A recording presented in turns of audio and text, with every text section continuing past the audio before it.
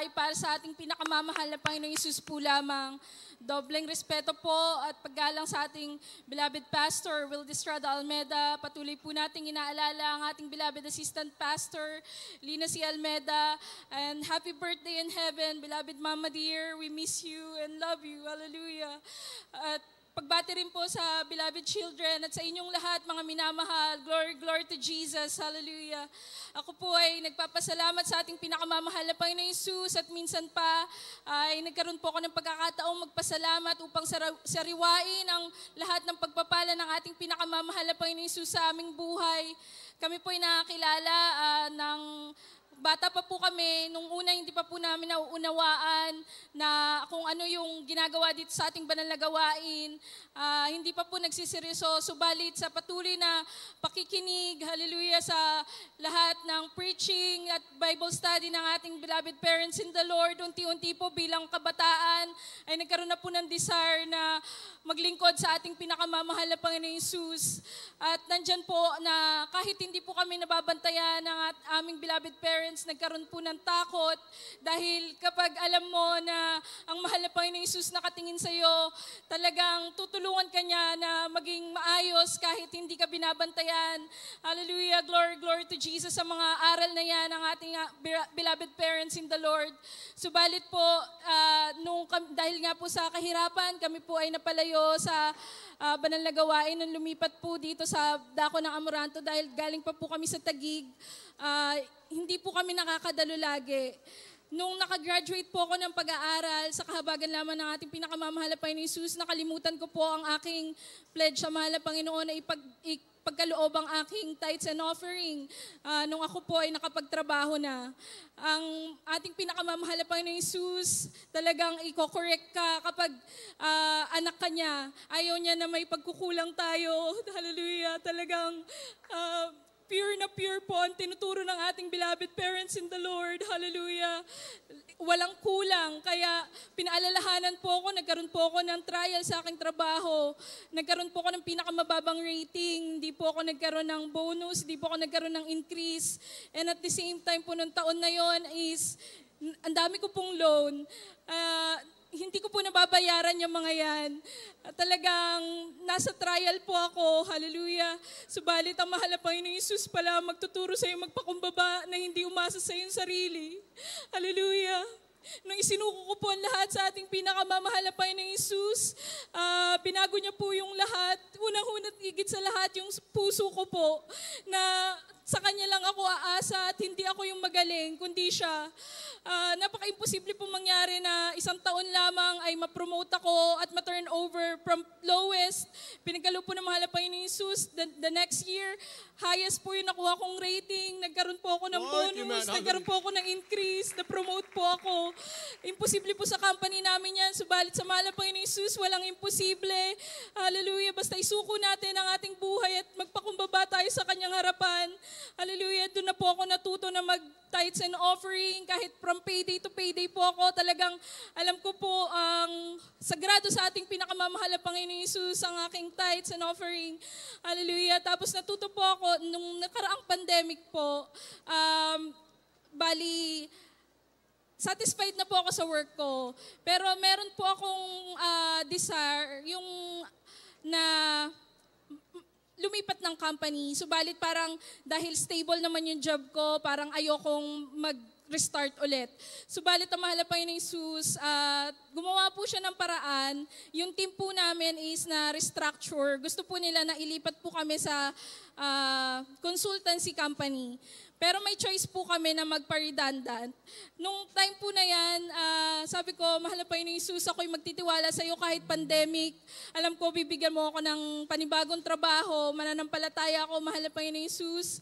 Hallelujah. Ang pangako ko po is 100% po ng aking unang sweldo ay pagkakalob po sa mahal na Panginoong Hesus. Hindi pa po natatapos yung kontrata namin na yan. Hallelujah. Pinagkaloob na ng mahal na Panginoong Hesus. Nagkaroon po ako ng consultancy work sa Australia. Hallelujah. Kahit pambayad lang po ng internet at saka ng kuryente ng time na yan, patuloy po ako nangako sa mahal na Panginoong Jesus. Pinagkaloob ko po yung first na sweldo ko, 100%. Binigyan na naman po ako ng panibagong client. Hallelujah. Talagang maganda na po yung offer. Pero dahil nga po from project to project po ang consultancy, nag-desire po ako, mahal na Panginoong Jesus, ipagkalooban mo po ako ng stable na trabaho ulit. At ang mahal na Panginoong Jesus talagang nandiyan ang katugunan. Hallelujah. Nag-decide po yung company namin na magtayo ng branch dito. Ako po yung asikaso nila. Ako po yung ginawa nilang head dito sa Pilipinas. Hallelujah. Glory, glory to Jesus.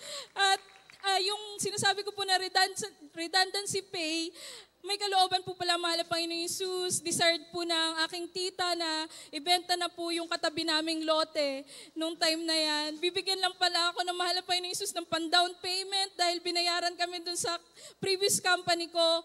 Kaya po pinagpala na rin po ako, pinagkalooban po ako ng mahal na Panginoong Jesus ng property na yan. Thank you, dear Jesus. Hallelujah. At yun na nga po dahil naging full-time employee na po ako ulit.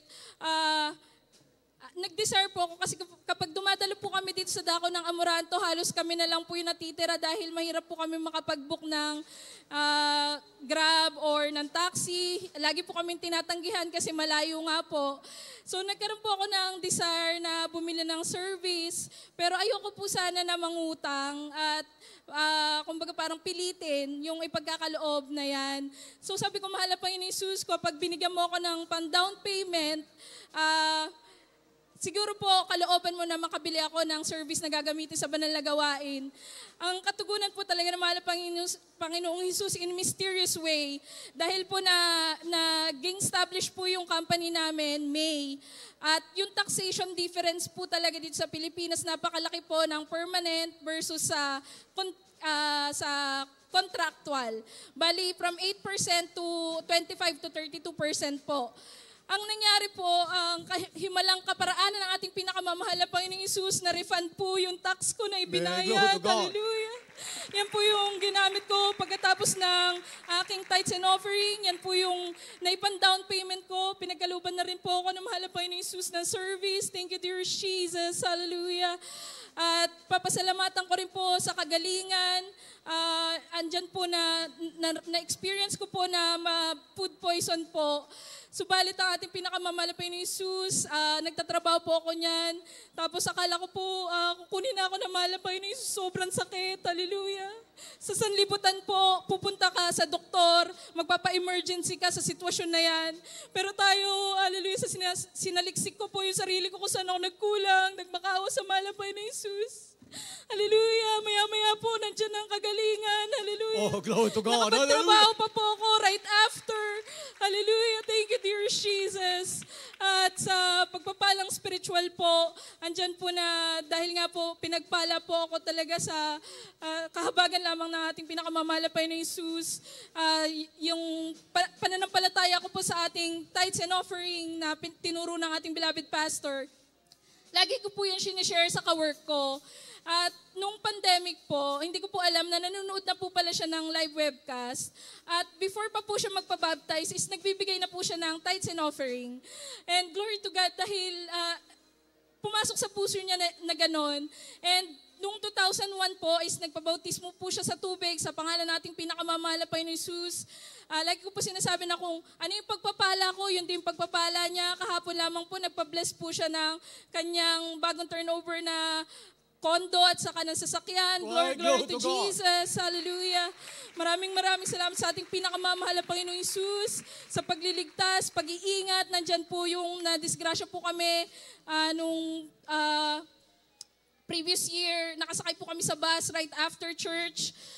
Napakaluwag po nung EDSA noon kasi may event po ang malaking relihiyon dito sa Pilipinas. Binangga po kami nung bus na nasa likod. Tapos, lahat po ng kasama namin doon, fractured po. Hallelujah. Talagang kita mo po yung pinsala. Subalit kami po mag-anak, minor lamang po yung mga naging galos namin. Hindi po natamaan yung mga vital na part ng katawan. Tapos hiniwalay pa po kami ng mahal na Panginoon Jesus. May dumaan po na patrol kasi maliliit pa po yung mga pamangking ko nung time na yun.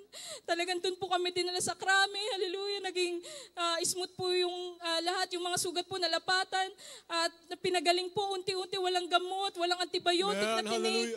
Hallelujah. Hindi po kami pinabayaan ng mahal na Panginoon Jesus. Napakarami pong pagpapala. Hallelujah. Sa lahat ng pagpapagaling sa aking beloved nanay na last year na bedridden po na hindi namin alam. Pero isang taon na po, hallelujah, naalala ko po nagpupuri tayo dyan, nakikinig sa mga patotoo, nag-aantay ng kagalingan ng aking beloved mother. Hallelujah. 3 weeks po yan na pinagdaanan namin. Pero dahil po talagang tinuruan po tayo magtiwala sa mahal na Panginoon Jesus. Sabay-sabay po kami nag-ayuno. Hallelujah. Nagpuri sa mahal na Panginoon Jesus, agonizing prayer. Hallelujah. Diyan po na pinagaling ng ating pinakamamahal na Panginoon Jesus after 3 weeks. Pinatayo, pinalakad muli ng mahal na Panginoon Jesus. Hallelujah. Isang taon na po, pero sariwa-sariwa po ang lahat. Hallelujah, ng pagpapagaling ng mahal na Panginoon Jesus. Kahit sa beloved father ko na time na yan, nagkasugat sa paa, subalit pinagaling na walang gamot. Hallelujah. Thank you, dear Jesus. Hallelujah. At lagi po namin pinapasalamatan na ang paalala po talaga ng mahal na Panginoon. Siguro po ginagamit po ako ng mahal na Panginoon sa ministry ng pagbibigay. Hallelujah. May time po na nag-open na po yung kailangan ko po kasi mag-travel minsan dahil sa trabaho. Galing po ako ng South Korea. Kahit po hindi po kasi ako nagpa-vaccine dahil, hallelujah, pinagpipray ko po na dahil by faith po tayo, talagang hindi tayo natatakot sa viruses. Dahil papagalingin tayo na mahal na Panginoon Jesus, siya ang ating proteksyon. Tapos pinagpipray ko po na maintindihan niya na employer ko. Hallelujah. Tapos dahil kailangan ko po mag-travel, pagbalik ko po ng Pilipinas, nakalimutan ko pong isend yung aking ikapo noong time na yan. Hallelujah. Tapos pagbalik ko po, kailangan ko po mag-quarantine. So napagastos po ako. Hallelujah. Pero pinaisip po na mahal na Panginoon Jesus kung saan ako nagkulang, yun po pala hindi ko na ibigay yung aking tithes and offering. At diyan ko po nalaman na talagang sobrang holy yan sa ating pinakamamahal na Panginoon Jesus. Pagkasend ko po, yung result po ng swab test ko ulit, negative po yan. Hallelujah. Man, glory to Glory, God. glory to our dear Jesus. Napakarami pong pasasalamatan sa pagpapalang pisikal, financial, material, lalo tigit sa lahat sa spiritual. Hanggang dito na lamang po ang pinakamataas na papuri pagsambay sa ating pinakamamahal na Panginoon Jesus.